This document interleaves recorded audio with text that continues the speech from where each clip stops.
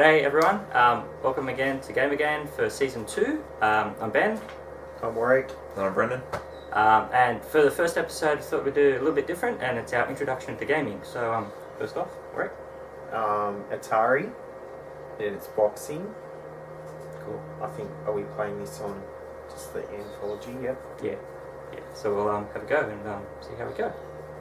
So I think select as start, you can press L and R for changing your options and stuff.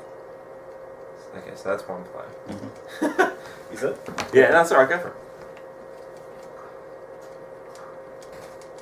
So my first interaction with the Atari, I bought a mate of mine's.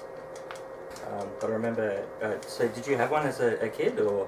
I had one, yeah. Well, my dad had one and then I used to play that. I've actually played this. I remember my dad was cleaning up like our basement sort of thing, and he found his old Atari 2600 with like all these games in it. So there was like Pitfall and Superman and, Awesome. and shit like that, and it was awesome because all I knew was the Mega Drive and Super Nintendo and stuff. Mm-hmm. And he pulled this out and it was awesome. I loved it, but yeah, I definitely remember playing this and not knowing what the hell was going on because I was about 8 at the time. But Superman as well, I remember playing Superman and just thinking I had no idea. All I remember doing was playing as Clark Kent, going into the phone booth, pressing a button and coming out as Superman, and then I just didn't know what to do from there. I think is that the what? I think that one's a side scroller. Yeah. And you have to like avoid the buildings. Yeah. So yeah. I had no idea what I was doing. I had fun, but I didn't know what I was doing. It's I found like playing these old Atari 2600 games, they were more based upon your imagination. Yeah. Not as to. Yeah, definitely. I guess you had less to work with. But this is kind of cool. So it's not as I was reading the manual like before the show, and it said, "Oh, it's not as simple as what it seems," because they used to have notes from the programmer. Yeah. And he's going, "Oh yeah, it's not as simple as what it seems. Like you have to get them against the rope, so as you have him now, and get him in a combo doing your left. Basically, and right. see, like, you make their hands line up to, always remember it sort of as a thing. And then you sort of shoot out and then you can get them. But if you do it right, Knock them out. you can just keep going and then they just get stuck. You're going to do 2-player as well? If you do, Yeah. I think it's L or Maybe. R. As in your shoulder pads. Oh yeah, there it goes, yep. Oh, Jesus. Come at me, bro.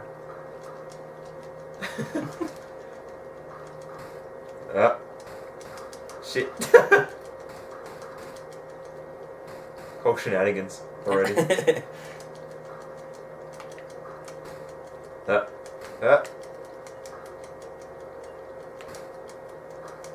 Yeah, there's definitely a lot more, you definitely have to use your imagination more with these sort of games, which isn't a bad thing. This game, so it was made by Activision, which means on most of the new Atari compilations, like on the iOS devices and stuff, you can't actually get this boxing game. And I was looking through the lists of Atari made games and Activision made games for 2600, and so many good titles, like so many well-known ones, were made by Activision. Yeah. And they just haven't licensed it to Atari to release on their own compilations. So instead releasing their own compilations and stuff, so...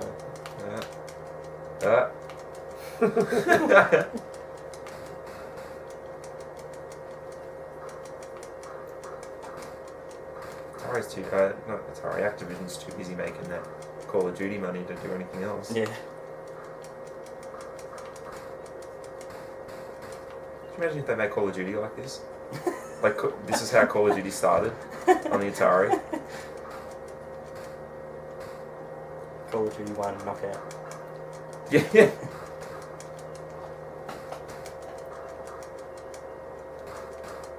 Shit. So Warwick, do you remember any other games on the 2600? Basically, I remember this one the most probably, and clay pigeons because it had a little light gun with it. Oh yeah. It was kind of like a rifle. Yep. What is similar sort of background, you know, it was just a block that sort of shot out. Mm-hmm.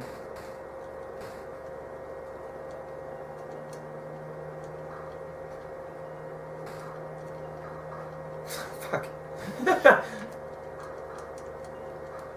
And the face, I like their face goes in. Yeah. Ah, that was good. Damn it. Oh, yes, I You did won. get you, yep. I was watching it before, I'm like, oh, I was finally catching up, then you just get some more on me. It's pretty intense, I think, for There's a lot of strategy to it. Yep. Yeah. So you want to go one more round, or? Yeah, if you're keen, or... Yeah, go again. So press...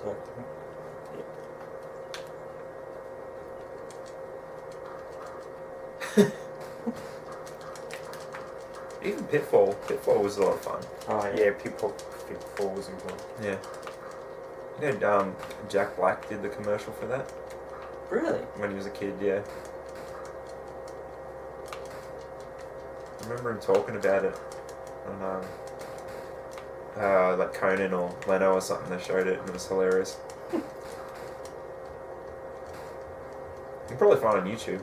Yeah. Speaking of YouTube, I was listening to a podcast the other day, and they were talking about this show called Bruno the Kid. Yeah. Right? And what it was a show Bruce Willis had made for like Nickelodeon or something. And Bruce Willis did the intro song. And then he was also the main character called Bruno, which was like a super spy kid. And then he also played Bruce Willis, the computer-generated computer, in the show. And I was watching the intro last night, and it looks like the most ridiculous show, but all I wanted to do was just watch it. And I thought this mustn't have lasted too long, but it went for like 36 episodes or something. Wow.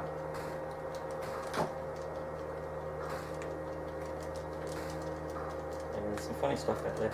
It's just weird, like, you could have got someone else. Like, if Bruce Willis was just the computer dude, awesome, but he had to do everything.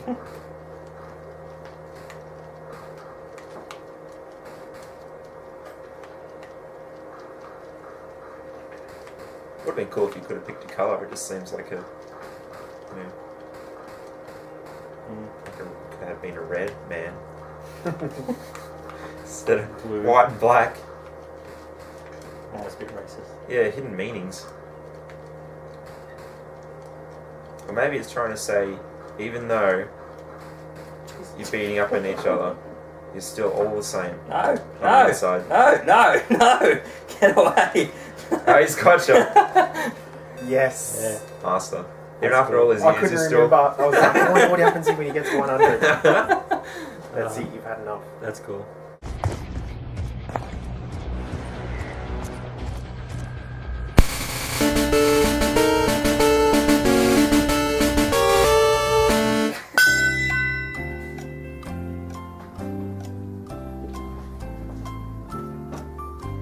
Brendan's got an unfair advantage. I'm calling shenanigans.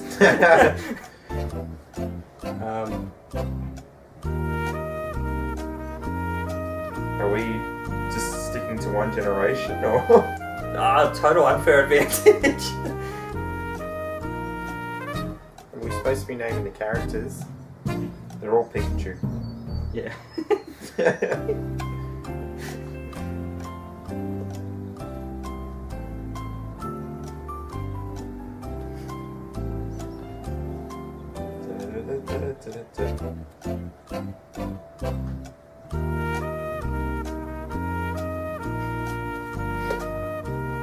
is my jam, bro.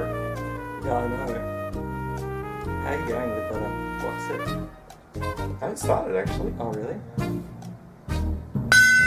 Okay. Done.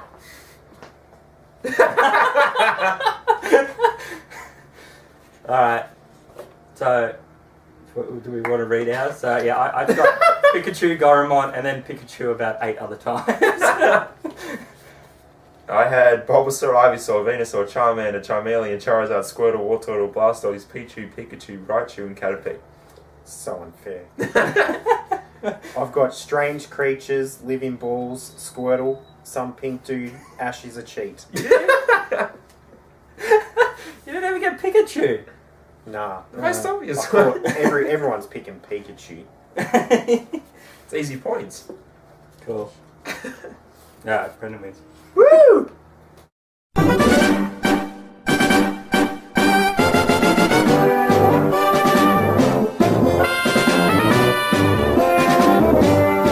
Next game is my choice. So my first real interaction to video gaming is Super Mario Brothers.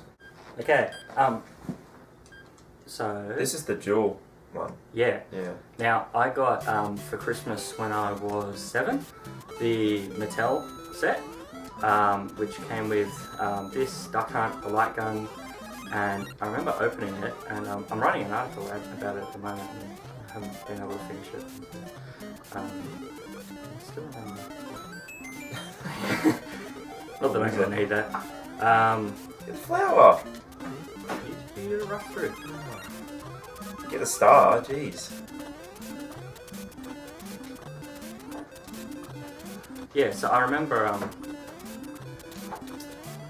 opening it up, and like my mum was like, "Oh, do you know what it is?"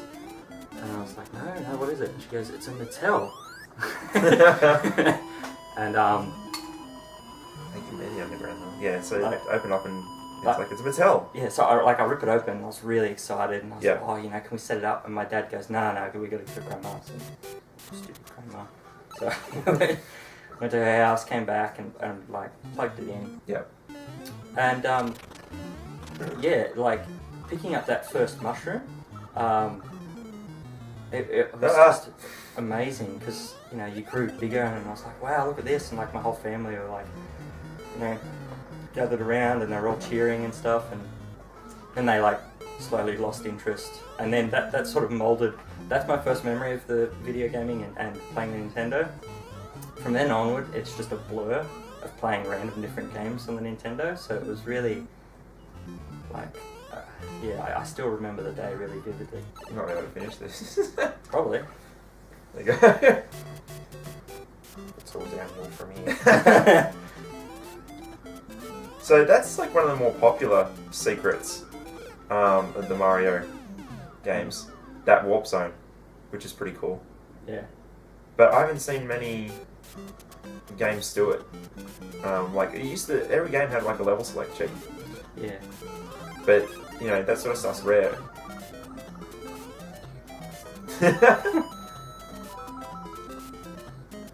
So did you get a NES after you got the Atari, Warwick, or? No.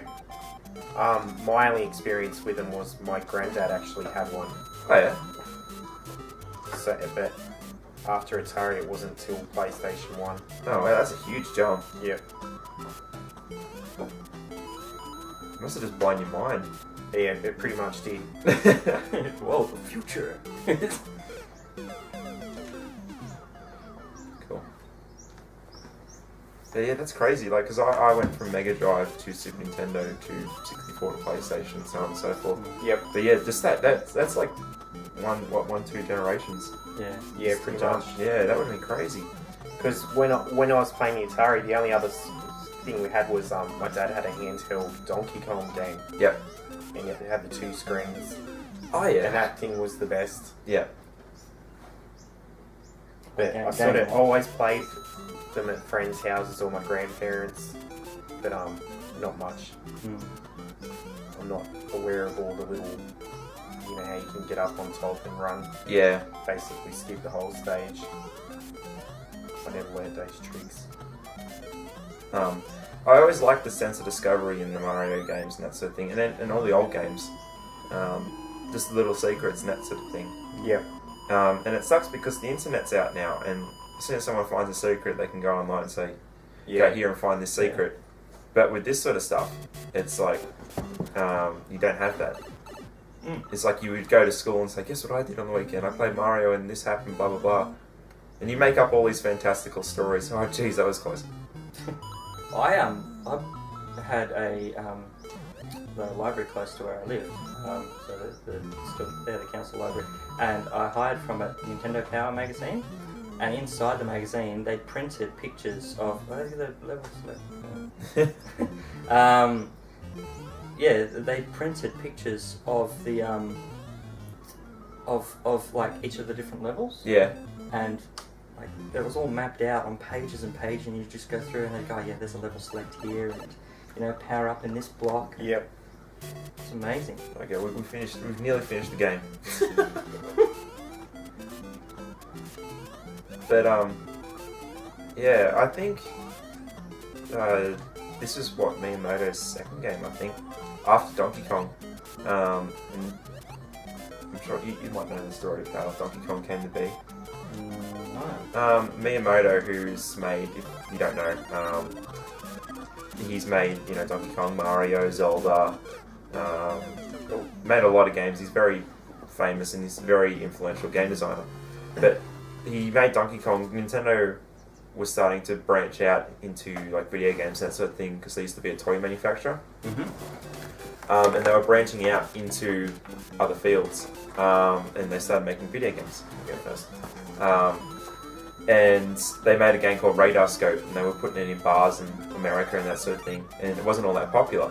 And Miyamoto was an artist at Nintendo at the time. He would paint the side cabinets of all the machines. Oh, okay. And yeah, what happened is when Radar Scope basically bombed, they said, you've got to make a game for us so we can recoup our losses, basically. And so he came out with Donkey Kong, which spawned Mario, who was originally called Jumpman? Jumpman, yeah. Yeah, Jumpman. The man who jumped. Yeah. Pac-Man was originally not named Pac-Man, but he changed his name because of people would scratch off half of the P on the cabinets. Yeah. So, you know, fuck man. And that's the only reason why Pac-Man's named Pac-Man. Yeah. That's not really a Nintendo story, but yeah. That's still interesting. If you watch Scott Pilgrim, he explains why he was called Pac-Man in the beginning. Because there's a Japanese word, paku paku, which is to flap one's mouth, which is what Pac-Man does. Oh. Yeah. Sorry, just So, after I played this, I got like another couple of games on Nintendo. My last game I got was Mario 3. Yep. Which I still think is probably the best game, the best Mario game on the original NES. I'll debate that, but go ahead. That's alright. What do you think? You think 2? World. No, World is... Super Mario World. Yeah, that's SNES. Oh, I thought that's alright. Yeah, no. Best Mario game. Oh, no. Yeah, the best Mario game definitely World. But yeah, best Mario game on the NES I think was 3. Just because the amount of different stuff that you could do. It's amazing that they did that on an 8-bit system. And Yeah. that, next to Mega Drive games at the time, you wouldn't notice that much of a difference. Yeah. And then the later Mega Drive games came out, and I switched across to Sega at that point. Yep. So what's your first experience with Mario? This would be yours. What would be yours, Warwick? I think it was this game, Yep. and it was pretty much maybe not until Super Nintendo I sort of played Mario again. Yep. Oh, yeah. Mine would have been in the Super Mario All-Stars collection. Okay, sorry. Oh yeah. Still good. Yeah, the Super Mario All-Stars collection. Oh, it's great for the Super Nintendo. Yeah, and it was the one that had World in it as well. Oh, really? And that was the first Mario I played, and then I went back and was playing all the other ones. Hang on, that had World... Had 1, 2, 3, Yep. World, and then the Lost Levels, which was a Japanese-only release. Yes. And that's really Mario 2. Yeah. Japan, yeah. So, it came on the same cartridge, or was Yeah, same cartridge. Wow. Because I think it was one of the later models, because I got my Super Nintendo when I was in year 1, so that was 1996. Mm-hmm. But from that point, before that, sorry, all I had was a Mega Drive. Which I think would be a good point to end now, Yeah, sure. and go to the next game. Cool. Bye, Mario.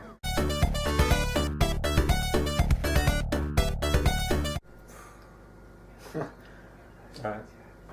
That was it. Can I just Yeah, pick talk it about up? your stuff, you know. My Your stuff. Figures, stuff like that. Jeez. He's You got fine. plenty of That's right, see? He's Yeah, got proper everything. That's Right, awesome. Yeah. I was thinking that's going to be hard, but no, it's not going to be hard. Have you played It's Portal? right there. I've had a go of it, but not much. Yeah. My brother had it and sort of I thought it was the first one he had, but I think two of us were playing, and he just thrashed me, and I Yeah. just remember getting the shits and going, this game sucks. Really? Oh. But no, it was only because I couldn't keep up with him. Yeah. It was just really difficult. It's awesome. Like, I remember the first time playing Portal and just my mind was blown and like, Yeah. because I bought the orange box which had Half-Life 2 and Episode 1, 2, Team Fortress 2 and Portal in it, and all I did was play Portal like for the first like 8 hours of owning it. I was a Half-Life fan before, so I didn't really know about Portal at all. So yeah, like you, I bought the orange box and I'm like, oh, Portal, everyone says that it's a short game. Yeah. So yeah, I'll play that first. I loved it. Yeah. Like, compared to Half-Life 2, I just played that so much. Yeah. Well, that's how I sort of remember. I remember when Portal first came out. I thought it was just one of those sort of games, you get on the PlayStation Store where it's, obviously someone's designed it, but I didn't really actually know it was a full game. I think until the second one came out.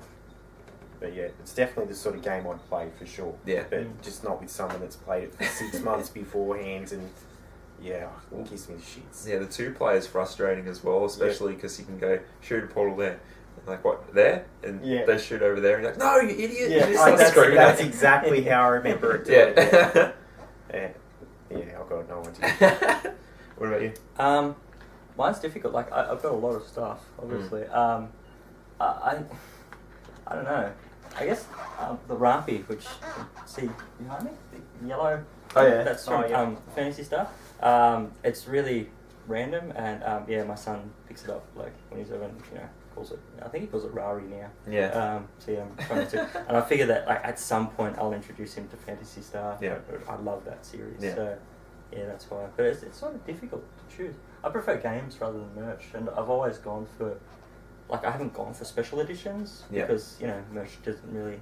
But you get some nice stuff, like, nice artwork and things. Actually, Shadow of the Colossus comes with some art cards. That's really cool. Yeah. So I really like that. Yeah. What about you? Mine would probably be my Master Sword and my Hylian Shield. Because I'm a big Zelda fan, as you probably know. Yeah. And I got the Master Sword for my 21st, and that hangs on my wall. And then... So is that the like it's actual metal? Or? Yeah. Oh wow. Like, you could fuck someone up with it. Easy. And then the Hylian Shield I got for my birthday last year off my partner. And that hangs on my wall as well. That's cool. If Ganon comes, I'm prepared. Yeah. Yep. But that's it. But yeah, same with you. Like, I love collecting games, but I love the special editions. Yeah. I don't care if it's like an extra like $50, $100. If it's got something cool in it, and that looks awesome. Like, I bought the Max Payne 3 one, and that was an extra $50 or something, but it came with a figure and DLC and art and that sort of thing. So I thought that was really cool. But I guess it just depends. Yeah. A lot of them are shit. Like, Or you get like deals. Yeah. Or it's just like a metal box and that's it. Yeah. Yeah. But sometimes that's alright. Yeah. But yeah, that's mine. Cool. Oh, actually, no. I've got two. I've got the Dead Rising 2 motorbike jacket. I got that the other day, which is awesome. It's like this bright yellow jacket from the game, and it looks awesome. That's awesome. Yeah, but that'd be mine. So yeah. All right, so this is my game, Sonic the Hedgehog, on the Sega Genesis and Mega Drive. I remember playing this when I was about 3 years old, and I've talked about it on my podcast before, Kotaku. We've done a couple of episodes, like just some retro gaming and that sort of thing, in our first gaming experiences. And I remember playing this very vividly. My mum sitting next to me on the lounge. I'd be sitting on the floor, like that far away from the TV. And just rocking my baby brother to sleep. So I got a lot of memories of this, even if I'm not a huge Sonic fan anymore. But yeah, I guess let's play it and see how it goes. So, interesting fact about that is it takes up like 1/4 of the memory of the cartridge.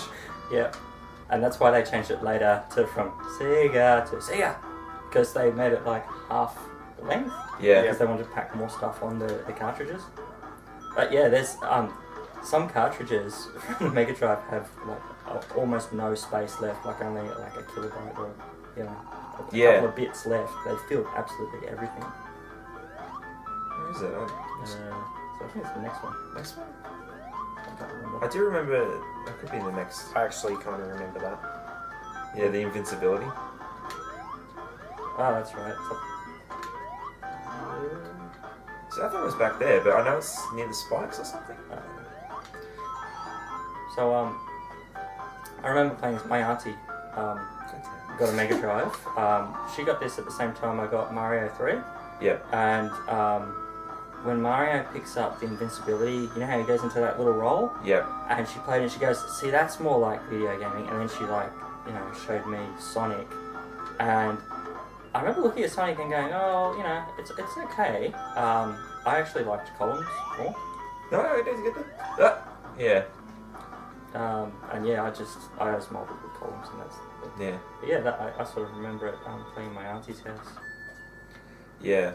What about you, Warren? I'm pretty sure I would have played this maybe at a cousin's house when I was in primary school. But I don't really remember much about it until I was sort of in high school. And I guess playing with friends or... Let's try that again. But I think I've got the sort of similar to Anthology. Yep. I think I've got one at home. It's all Sonic sort of ones for PlayStation 2. Level select. Oh, what is it? Up, down, left, right. A start? Yes. Never mind.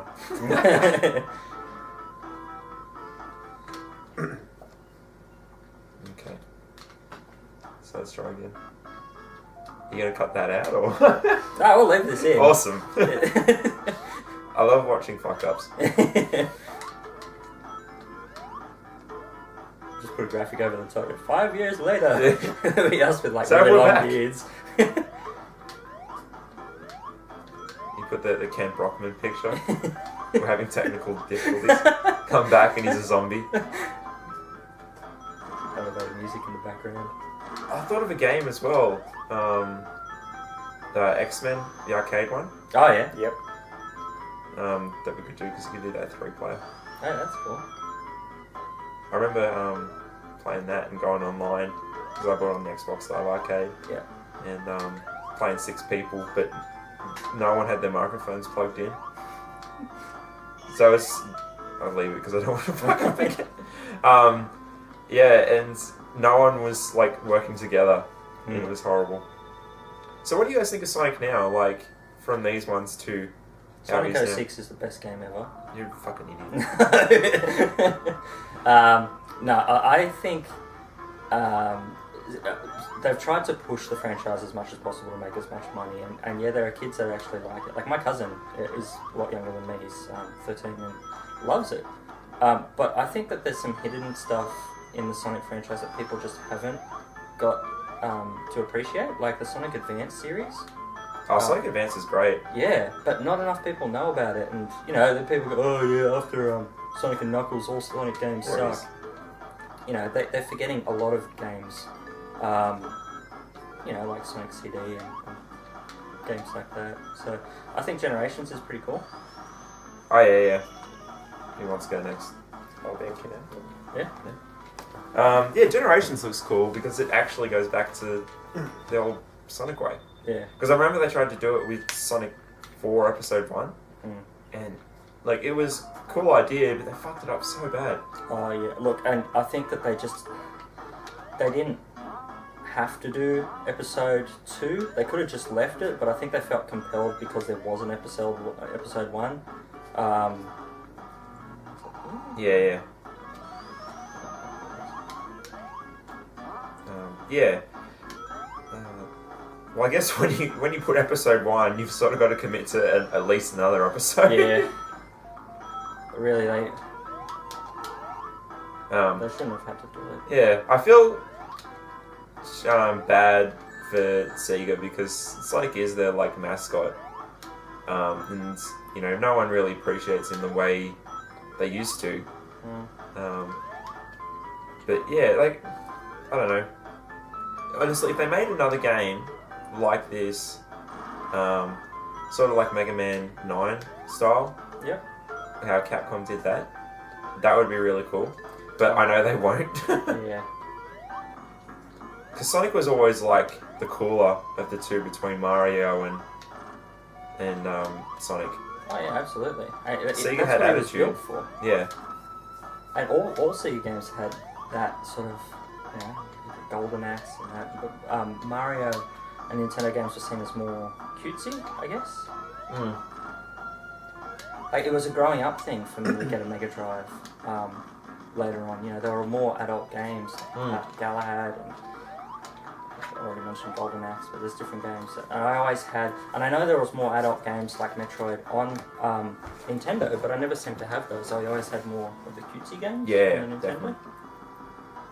But it's cool now that Sonic and Mario appear in games with each other. Yeah. Although, there's word, like I was reading an article about Sonic and Mario at the Olympics. Yeah. And Nintendo charged Sega so much for the licensing of the Nintendo characters that Sega actually haven't made any money on it, even though it was one of the best-selling games on the system. Yeah.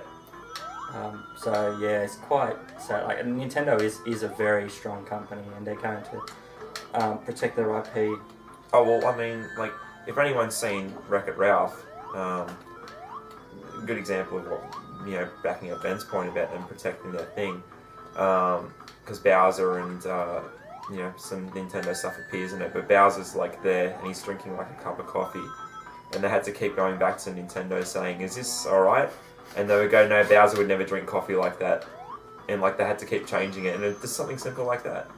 But, I guess, you have to protect the brand. You don't want just shoddy shit all the time. No, that's right. And that's where I think Sega, they let their IP go a little bit. Even the Sonic, not the Sonic Rush games, the Sonic games on the PSP, it's not even developed by Sega, and they're not very good at all. Yeah, but I always remember loving Sonic a lot. This one, 2 is great as well, but I think my favorite is 3. Yeah, see, I don't know, number 2, when because, I've listened to you talk about that a couple of times. So why did you prefer about Sonic 3 than 2? I don't know, it was just, it felt very refined. And don't get me wrong, I love Sonic 2. I think it's fantastic. But I always felt Sonic 3 was like sort of the perfect Sonic game. Like, they got everything right. Everything was just good about it. Like, they must have really worked hard to get it all done right. Same sort of thing with Mario 3. Like, it's your favourite one. Yeah. But I did love Sonic Adventure 2. Oh, yeah. I got the Sonic Adventure 2 battle on the GameCube. Yep. I remember, because I was about 13 or 14 at the time, and I didn't have a job or anything like that, so I'd have to save up my money. You scrounging 13-year-old. Yeah. And like, if I wanted a game and I wanted it now, I'd have to just save up my money, not buy useless shit. Yeah. And I remember saving up all this money, and then I bought it just after Christmas one time. You want to go? Oh, no, I'm good. Okay. Okay. I'm a bit slow at this game. It's alright. And I remember buying Sonic Adventure 2, and I loved it. I played so much of it. But going back and playing it, it's okay. Yeah. I think I was very misty-eyed. Yeah, I found that with Sonic Adventure 1 and 2. Although, Sonic Adventure 1 on the Dreamcast was a perfect launch title. There's so much different stuff It showed off on there. Like taking your chow on your VMU. Yeah. Just catching the train to work, and I'd sit there and play mini games with my chow. And, That's pretty cool. yeah. I did really like... Saying that sounds like a bit of a good Yeah. luck. But when they released Sonic Adventure on the Xbox Live Arcade and PSN and stuff, I did buy it then. Because I had never played... I never played Sonic Adventure. Mm-hmm. So that was an experience, and I played that. I finished that completely. Crap. I finished that completely. But after I finished it, I was like, I've really got no desire to go back. Yeah. Although I've got to play for like another hour to get Sonic shoes for my avatar. Oh. Oh shit! That's what I liked about Sonic, where you just had that one ring then, and you're not punished by, well, you're punished by death there. Yeah. But it was more forgivable than Mario. Yeah. Well, we had an episode of Kotaku where it was Sega Mega Drive versus Super Nintendo. Yeah. And we set it up like a courtroom battle, like out of Phoenix Wright, which was really cool. And we had 2 people on each side, and we were talking about Mario versus Sonic at one point. Mm-hmm. And we're talking about, well, Mario, you know, you can rush through a level, but it also rewards you for taking your time. Yeah. And they're like, Sonic, you just rush through everything. And one of the guys who was on the Sega side said, but speed's a reward in the Sonic games. Yes. And everyone's like, oh, you got to explain yourself now. And he said, well, you think about it, you can rush through a level in Sonic, but you'll get stopped all the time if you don't know a level. So even though you might rush through it, you lose your speed if you don't know what you're doing. And it's a reward. Yeah. And that's what they, I remember they originally talking about episode 4, and they actually mentioned it in that context, saying, oh yes, you know, you'll be rewarded with bursts of speed. Yeah. So I think there was a recognition from Sega at least that's the case. Yeah. I don't know, the future of Sonic is still going to be ported out into a myriad of games and still make a ton of money for Sega because, you know, that's their IP and kids love it. Okay, so here's my dream. This is what I would love to see. I would love to see Sega eventually go, look, we're running out of money, and, you know, things are looking a bit dire. And Nintendo to come in and go, okay, we'll buy you out. And then Nintendo to make a Sonic game. Because even though it's not their thing, I think they would do an awesome job. I think they would be able to understand what made Sonic great. Yeah. Well, Nintendo, you know, with their recent news of the new development team Yeah. they've created, that made me start thinking about Sega back in the day, and there was the AM units. It went up to AM7, I think. Yep. I think it was 7. Jesus. You know, there'd be so many different development teams running concurrently at Sega, and it just grew to the point where I think that it exhausted itself. Yep. Whereas Nintendo has taken it very methodically in its business strategy and not over zealed itself. So I think that Sega, at the point it is now, I actually think is a better manageable company than it was previously, because it's in that small thing, and they're going to concentrate on good games that they're going to release. It means we're probably never going to see Eternal Champions 3 released, but that's okay. You know, if the cost of releasing sequels to games of a long time ago is that you're going to have better games released and less frequent, that's alright. Yeah. No, totally, I agree. But yeah, it's just, I love Sonic. No matter, you know, he's gone through all this shit and, you know, he's had some bad games and that sort of thing. But I can still play these and they're still a lot of fun. Yeah. Which is a testament. It's the same thing with Mario as we were playing before. Mario, and I guess, like, you found a lot of fun in boxing still. Like, you still picked it up and you was laughing and carrying on. I guess that's a testament to these games. Like, doesn't matter how old they are, it's still fun. Yeah.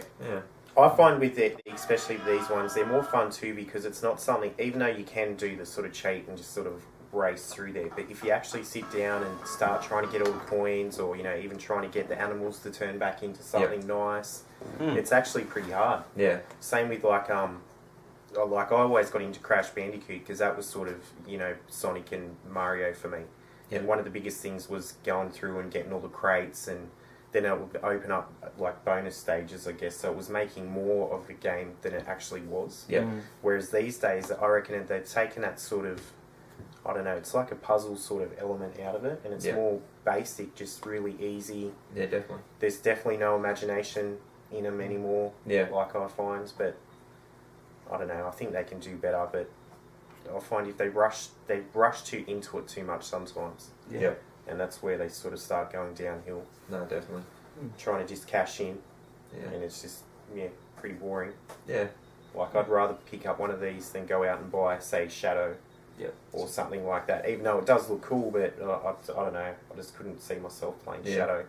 I'd rather play this for sure. Yeah. But I liked the idea of that, the whole sort of darker side of Sonic and all that sort of thing. It had a bit of interest to it, but it's just not Sonic at all. No, well, 2-bit Sonic has always been more my favourite side than 3D ones later. I enjoyed Sonic Adventure, but not as much as the 2D. Yeah. Cool. Cool. All right, we might leave it there. Hope everyone's enjoyed our first games that we played, and hope you join us again next time. Yeah. Let us know what your favourite games are and what your first ones are, because it'll be interesting to see. Yeah, absolutely. Yeah. Cool. All right. Thanks for watching. Yeah. Thanks for watching, Sam. Bye.